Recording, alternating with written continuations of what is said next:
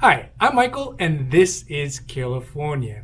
And last month, we got a lot of questions regarding the SNAP, P-EBT, and EBT card programs.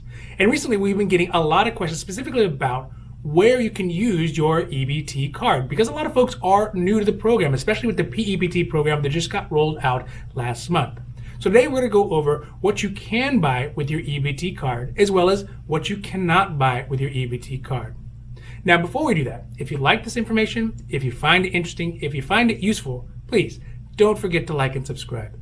That way you can get updates when our newest and most informative videos become available.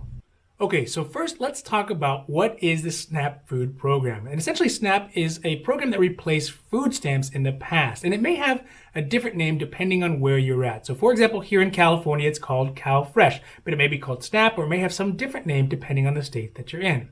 But essentially all the programs do the same thing. They provide money to needy households who are eligible based on income size and household size.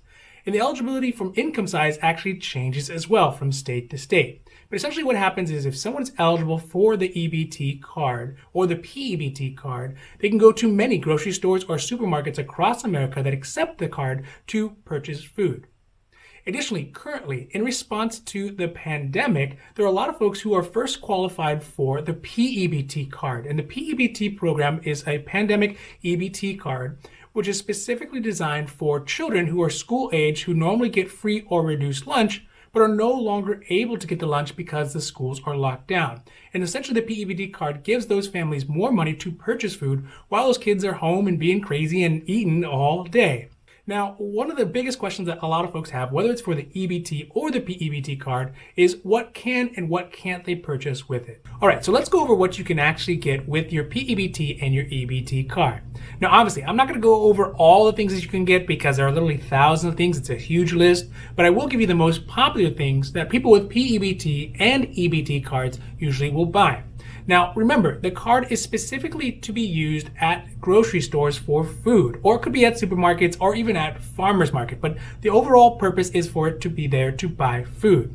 And it can be foods like fruits and vegetables, meat, fish, and poultry, deli meats and steak, dairy products, breakfast cereals, and even seeds for plants. So if you want to have seeds to grow your own garden, to grow your own healthy food, you can definitely get that with your SNAP or your P-EBT or your EBT card. But it doesn't have to be just veggies. It can also include some junk food. So things like ice cream or cookies or energy drinks or even baked items. Now, needless to say, you can buy both veggies, healthy food, which you definitely should do, as well as some of those occasional treats that we all love. All right, so let's talk about the things that you cannot buy with your P-EBT or your EBT or your SNAP card.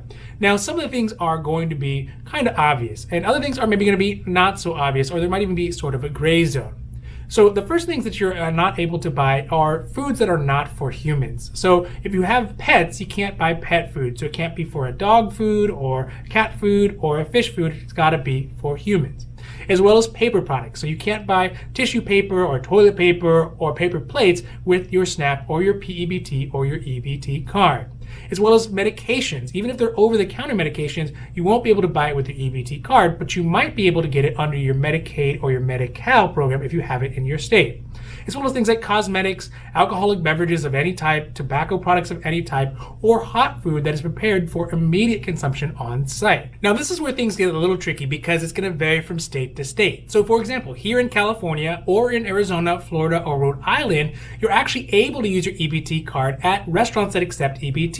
So places like Jack in the Box or McDonald's, or really any restaurants that accepts EBT. But it's important to know where you can and where you cannot use your EBT card, because your EBT card will not always block purchases that you're not supposed to be able to make. And if you do make those purchases, it could have some pretty severe consequences. You may have to pay the money back, or you might even be ineligible for SNAP for up to 2 years. So lastly, let's talk about some of the things that are in the gray zone, some of those odd and kind of interesting things that you can actually get with your SNAP or your P-EBT or your EBT card.